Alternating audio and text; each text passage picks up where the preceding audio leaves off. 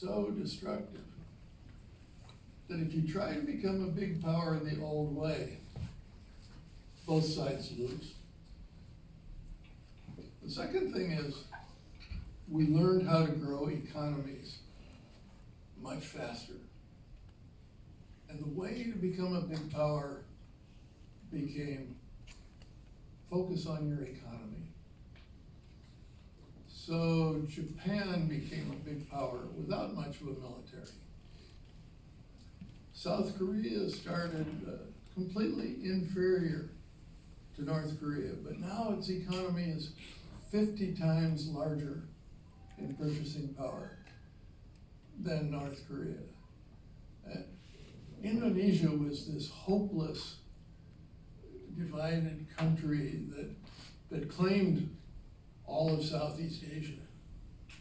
But after 1966, they gave up the claims to the rest of Southeast Asia and focused on the economy. And by building their economy, their country became more stable and it became the acknowledged leader of Southeast Asia. And Deng Xiaoping noticed this.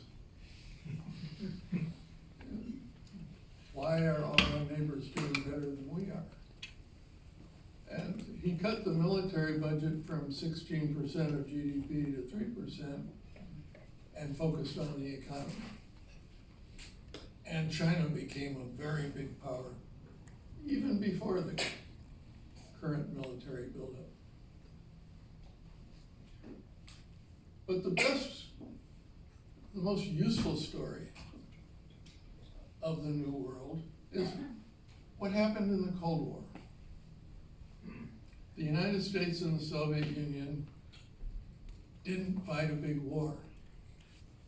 It wasn't won by who had more military. The United States created an economic system. It was based on the so-called Bretton Woods institutions. World Bank that funded infrastructure around the world. GATT, which became the WTO, and the IMF, which created common standards.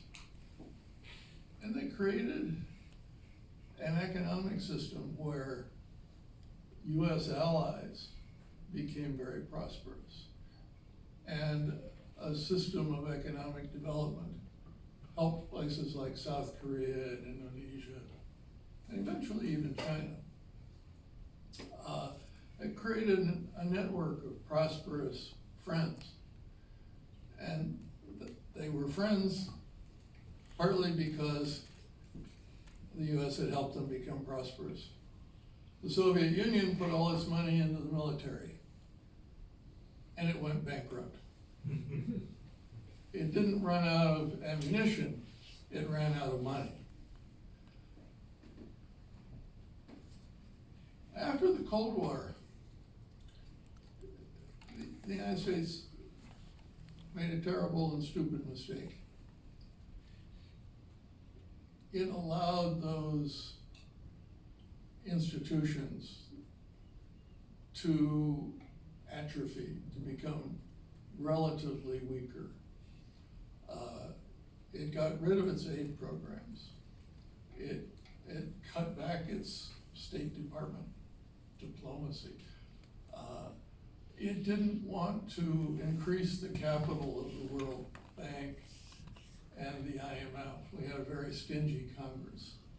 And it didn't want to reform the governance of those institutions to reflect the modern world. The governance of the World Bank and the IMF and the ADB were created to mirror the world of 1947.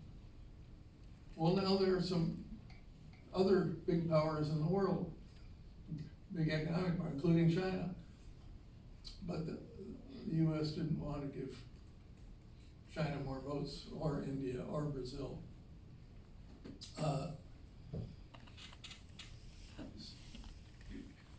So the US largely abandoned the strategy that have been so successful. Now along comes China with something called Belt and Road. What's Belt and Road? Development banks that fund infrastructure and a set of institutions that try to create common standards, common railroad track standards, common IT standards, common customs clearance standards. To me, that looks like Bretton Woods with Chinese characteristics.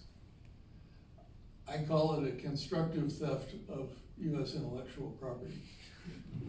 Constructive because it's good for China, it's good for the world.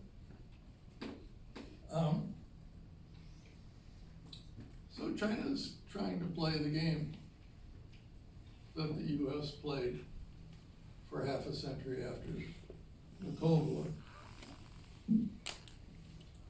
The problem for China is it tries to use economic magnetism to increase its own stature and prestige. It has a problem with almost every country on its borders. All from North Korea and South Korea, Japan, Philippines, Indonesia, Brunei, Vietnam, all the way around to India. It has a territorial conflict with almost every maritime neighbor. And because of what's happening in Xinjiang, it has a potential religious problem with all its land, with almost all its land neighbors. The US had no territorial conflicts in the Cold War. So China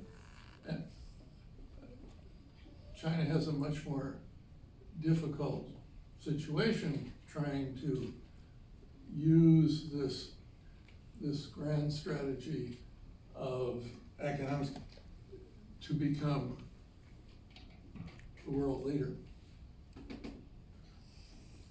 So the game